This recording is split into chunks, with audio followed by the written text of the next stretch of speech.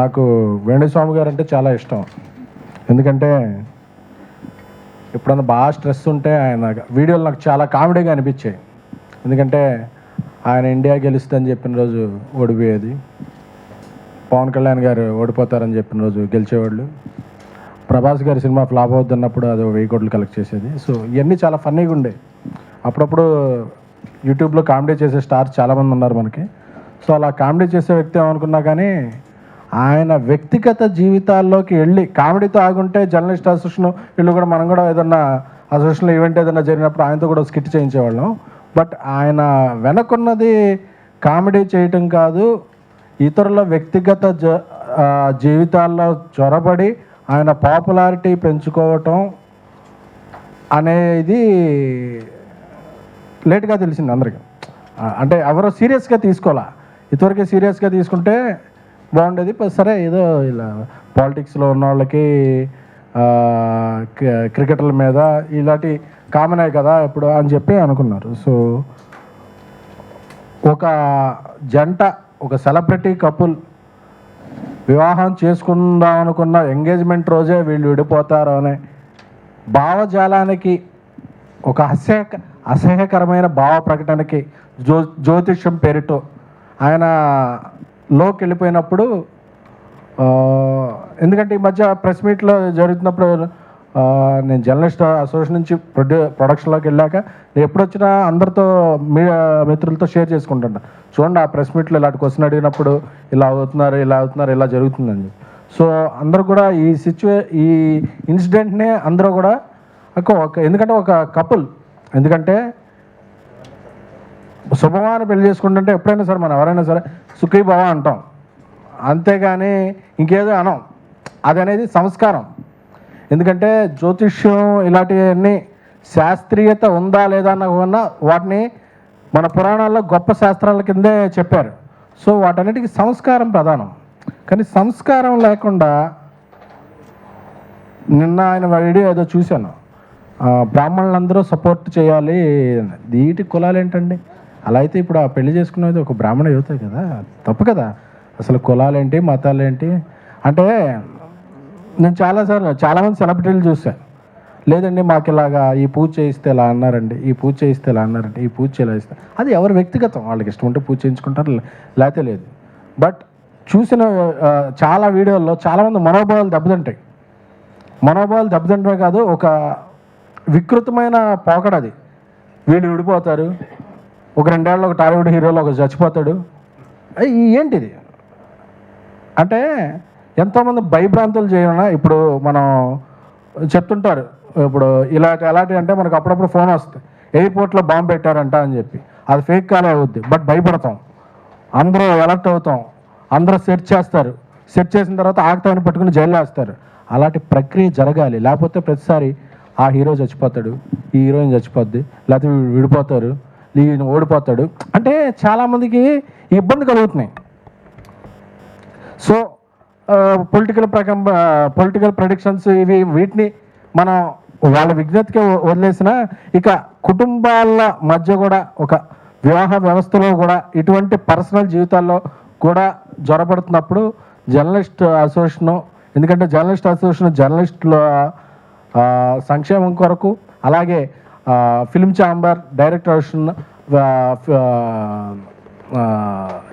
Produce council అందరితో కూడా అన్ని రకాలుగా ఒక 24 క్రాఫ్ట్స్లో ఒక భాగంగా ఉన్న వాళ్ళందరితో కూడా సమన్వయం చేసుకుంటూ ఒక ఫిల్మ్ ఇండస్ట్రీలో ఒక మంచి వాతావరణాన్ని క్రియేట్ చేసే విధంగా journalist association, digital media association, ఇన్ని అసోసియేషన్లు కలిసి ఉన్న టైంలో ఇలాంటిది మనం ఒక చర్య తీసుకోవాలని చెప్పి రాంబాబు గారు అందరూ చర్చించుకుని అందరూ ఏకగ్రీవంగా వెళ్ళి ఇది మహిళా కమిషన్కి ఆ రోజు ఇది పెట్టారు. అంటే నువ్వు ఎంతమందిని అన్నావు, ఇన్ని మాటలు అన్నప్పుడు ఎవ్వరు రియాక్షన్ రాలని సేపు చాలా ఉంది, ఓహో నేను ఇది అని.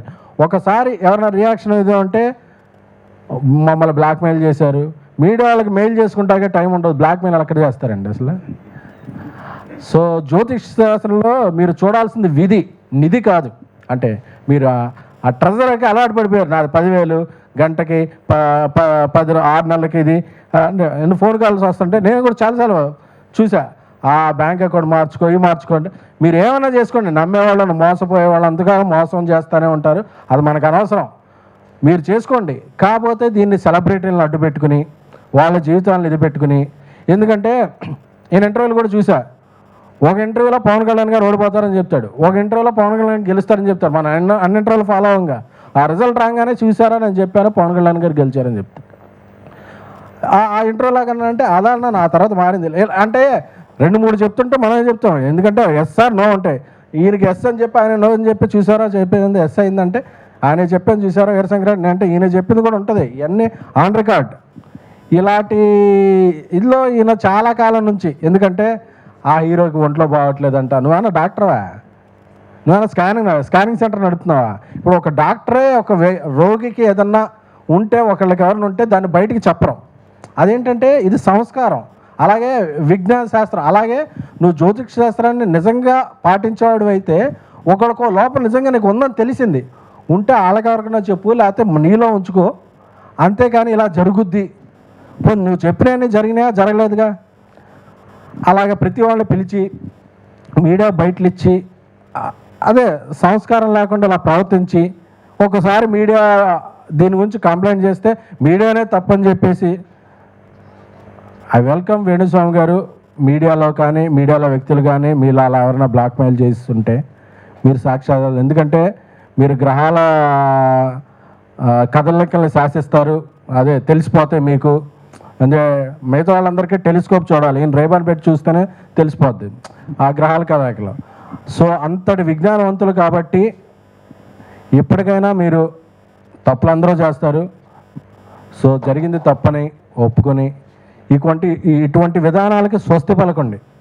అంతేగాని వ్యక్తిగత విధానాల్లోకి వెళ్ళిపోతాం, జీవితాల్లోకి వెళ్ళిపోతాం, జర్నలిస్ట్ అసోసియేషన్ మీద కంప్లైంట్ చేస్తాం, మీడియా మీద కంప్లైంట్ చేస్తాం, సెలబ్రిటీల చావు పుట్టుకలు నిర్ణయిస్తాం, వాళ్ళ వివాహ వేదికలు వివాహాల్లో బ్రేకప్లు అన్నీ నిర్ణయిస్తాం అని మీరు వెళితే తప్పనిసరిగా ఈసారి అందరి నుంచి ప్రతిచర్య ఉంటుంది. ఎందుకంటే ఏదో ఒక చోట దీన్ని ఆపకపోతే వేణుస్వామిని రేపు ఒకసారి రామస్వామి రావచ్చు, గురుస్వామి రావచ్చు, ఇంకో స్వామి రావచ్చు, ఇంకో వెంకటప్ప రావచ్చు, ఎవరు రావచ్చు, అందరూ ఇదవుతాయి.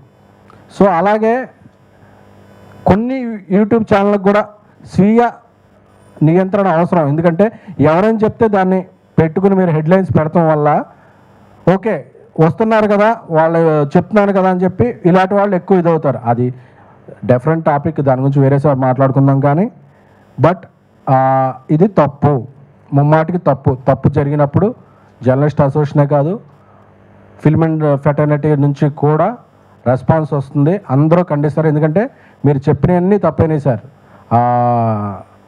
పవన్ కళ్యాణ్ గారు అసలు గెలవరు అని చెప్పారు, అది ఎంత ఇదైందో ఆయన ఇప్పుడు ఎక్కడున్నారో తెలిసింది. ఇండియా ఆ రోజు మీరు చాలా వీడియోలు పెట్టారు అప్పుడు క్రికెట్ గురించి, అందుకే అందరూ హ్యాపీ కూర్చుంటే ఓడిపోయింది. అలాగే ప్రభాస్ గారి సినిమాలు అస్సలు ఆడమని చెప్పారు, చాలా అభిమానులు. అసలు ప్రభాస్ గారు ఎప్పుడో ప్రెస్ మీట్ రారు, సోషల్ మీడియాలో ఉండరు, ఆయన పెద్ద యాక్టివ్గా ఎవరితో ఇదో ఆయన పని ఆయన చూసుకుంటారు. ఆయన అభిమానులు కూడా చాలా బాధ పెట్టారు. తీరా చూస్తే ఇండియాస్ బిగ్గెస్ట్ హిట్ అయింది ఈరోజు కలికి. సో ఇవన్నీ కూడా మీరు ఎన్ని తప్పులని తెలిసినా ఇక పెళ్ళిళ్ళు వీటిలో కూడా అంటే ఏదో ఒకటి నిరూపించుకోవాలని చెప్పి ఒక 3 ఏళ్ళు టైం పెడితే 3 ఏళ్ళలో డిస్కషన్ పాయింట్ అవుద్ది. కానీ ఇలాంటివి చేయకండి సార్. ఎందుకంటే జ్యోతిష శాస్త్రమే కాదు, ఏ పురాణాలు, ఏ ఇతిహాసాలు, ఏ భారతం, ఏ రామాయణం, ఏ శాస్త్రం కూడా మనిషిని మనిషిగా గౌరవించు, వీలైతే మంచి చేయంటే తప్ప అతను చావు పుట్టుకలు నువ్వు చెప్పలేవు. అంత శాస్త్రం తెలుసుకున్న వాళ్ళైతే ఇప్పుడు వీటిలో మీరు జైలుకి వెళ్తారా వెళ్ళరా, మిమ్మల్ని ఎవరన్నా బయట ఇలాంటివి చెప్పినా ఫ్యాన్స్ కొడతారా కొట్టరా, ఇలాంటి ఒక పోల్ నిర్వహించండి. దాంట్లో ఏమొస్తుందో చూసి ఆ రిజల్ట్కి ఏమవుద్దో అది చూడండి ఒకసారి. ఎందుకండి బాగుందాం, అందరం బాగుందాం. మీకు అలాంటివి నిజంగా విద్యలు తెలుసుంటే దాన్ని మంచిగా ఉపయోగించండి. అంతేగాని మీ పాపులారిటీకో మీ బ్యాంక్ బ్యాలెన్స్ పెంచుకుంటాకో మీడియాలోనూ కొందరు వ్యక్తుల మీద చేస్తే మీడియా సంఘటితంగా ఉంటుంది, జర్నలిస్టులు సంఘటితంగా ఉంటారు, ఫిల్మ్ ఇండస్ట్రీ సంఘటితంగా ఉంటుంది, పరిణామాలు చాలా తీవ్ర స్థాయిలో ఉంటాయి. Thank you.